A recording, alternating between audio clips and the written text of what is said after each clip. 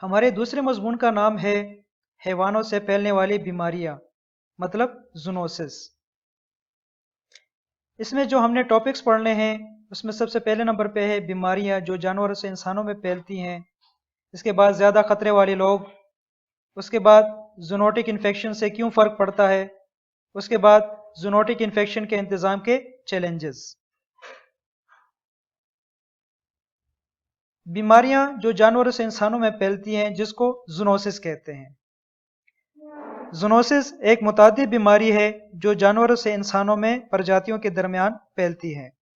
حالیہ ماضی میں رفٹ ویلی بخار، سارس، وبائی بیماری کا انفلوئنزا، پیلا بخار، ایوین انفلوئنزا، ویسٹ نیل وائرس اور مشرق وسطی میں سانس لینے والا سنڈروم کرونا وائرس شامل ہے۔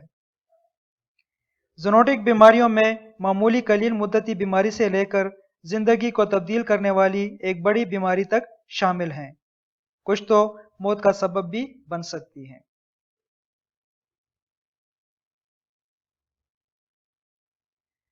زونوسس کی اقسام۔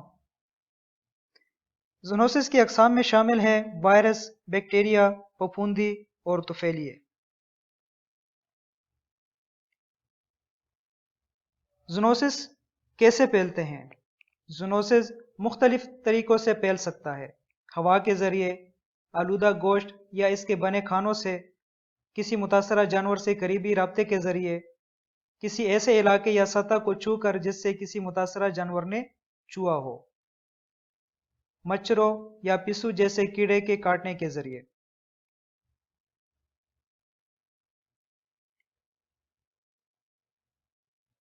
زیادہ خطرے والے لوگ۔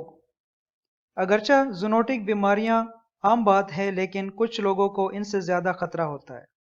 ان افراد میں زیادہ شدید رد عمل اور علامات بھی ہو سکتے ہیں۔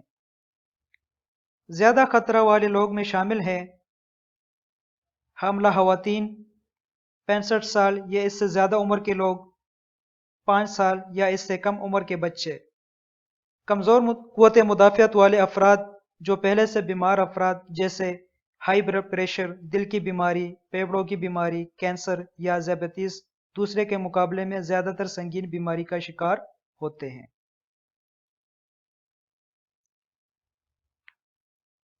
زونوٹک انفیکشن سے کیوں فرق پڑتا ہے؟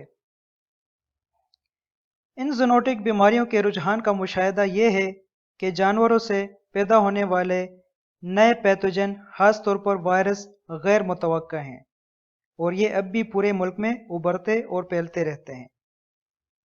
یہ بیماریاں عالمی صحت کے لیے بھی ایک تشویش کا باعث ہیں کیونکہ ان کی وبا کی صلاحیت زیادہ کیس میں اموات کے تناسب اور مخصوص علاج اور ویکسین کے عدم موجودگی کی وجہ سے۔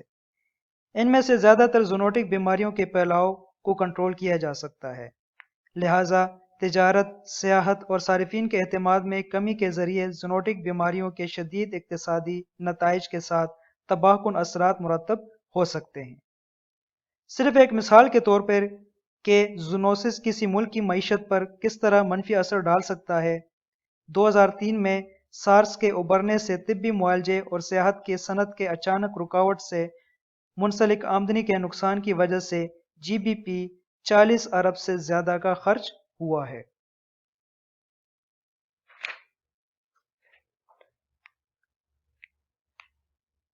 زونوٹک انفیکشن کے انتظام کے چیلنجز۔ عالمگیریت کے نتیجے میں لوگوں، جانوروں اور سامانوں کو قومی سرحدوں کے آر پار گزرنے کے نتیجے میں زونوٹک انفیکشن کے بین الاقوامی پھیلاؤ کو تقویت ملی ہے۔ زونوسس میں سے بہت سے لوگ سرحد پار سے ہونے والے بیماریوں میں مبتلا ہیں۔ یہ تباہ کن معاشی نتائج کے ساتھ تجارت، سیاحت اور صارفین کے اعتماد پر اثر انداز ہونے کے لیے اپنی اصل سے سرحدوں تک پھیل گئے ہیں۔ فیلڈ انویسٹیگیشن کے لیے ٹیموں کی تعیناتی میں مشکلات، سائٹ پر یا ملک میں مناسب لیبارٹری کی تشخیصی سہولیات کا فقدان اور ممالک کی ناکافی صلاحیتوں کی وجہ سے بیماری کی کھوج اور تشخیص میں کافی تاخیر ہوئی ہے۔ اس طرح کی ترتیبات میں مناسب کنٹرول کے اقدامات کی منصوبہ بندی، متحرک اور ان پر عمل درآمد اور جغرافیائی طور پر منتشر علاقوں میں کنٹرول اقدامات کی پیش رفت کی نگرانی کرنا۔ بہت سارے وائرل پیتھوجنس جو انسانوں میں ابھرتے ہوئے زونوٹک انفیکشن کا باعث بنتے ہیں وہ جانوروں، خاص طور پر جنگلی حیات سے یا جانوروں کی مصنوعات سے پیدا ہوتے ہیں۔ ان زہریلا مواد کے علاوہ اضافی انسانی ذخائر کا علم، ان کے پھیلاؤ اور زونوٹک بیماریوں کے ممکنہ کنٹرول کے اقدامات کو سمجھنے کے لیے ضروری ہے۔ عالمی ادارہ صحت یا کسی بھی دوسری بین الاقوامی ایجنسی کو ابھرتی ہوئی زونوٹک انفیکشن کے بروقت اطلاع دینے کے بارے میں بھی ناکافی شفافیت موجود ہے، جس کی تحقیقات عالمی ادارہ صحت ان کی حفاظت کے لیے موزوں جواب دینے کا پابند ہے۔ اکثر ممالک میں طبی حکام انسانی معاملات کی موجودگی سے انکار کرتے ہیں، جس کی وجہ سے ان ایجنسیوں کو وبائی امراض، بیماریوں کے بڑھنے کا سمجھنا مشکل ہو جاتا ہے۔ اگرچہ عالمی کوششوں کو بہت سے زونوٹک انفیکشن کی ابتدا اور ترسیل سے وابستہ علم میں حالیہ خلا کو پر کرنا جاری رکھنا چاہیے، جن میں سے بیشتر نئے ہیں، لیکن لوگوں کی صحت کو ہر قسم کے زونوٹک انفیکشن سے بچانے کے لیے زیادہ سے زیادہ علاقائی تعاون کی ضرورت ہوتی ہے۔